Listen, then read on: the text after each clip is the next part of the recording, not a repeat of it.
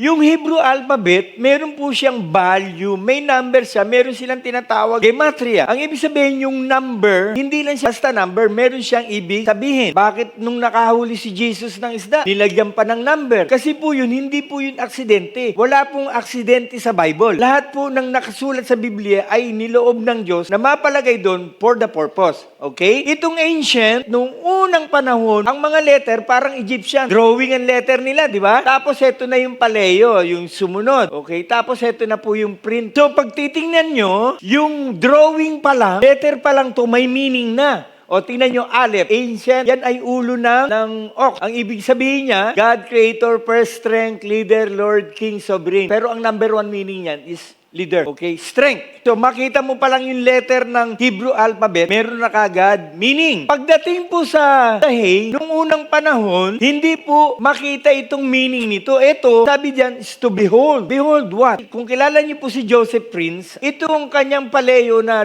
display, wala siyang interpretation. So, pinag-aaralan nila yan, bakit wala siyang meaning? Lahat merong meaning. Pagdating dito, ano siya? Alam niyo po, na-discover nila, it is a symbol of window. Dun sa bintana, lumabas yung kanyang mga iba pang meaning. Reveal, show, behold, grace, mercy, and what comes from spirit. Spirit ay dalawang meaning. Spirit and breath. So ito ay window. Nung pinag-aralan ko siya, familiar kayo sa ginagamit natin madalis na verse sa tithe? Malakay 3:10. Bring your tithes to the temple house. Ano sabi ni Lord? Ano yung promise? Kundi buksan ko ang durungawan ng langit at ibuhos ko sa iyo ang pagpapala. Okay? So that I may, sabi niya, open the windows of heaven para i-pour out ko sa iyo yung blessing.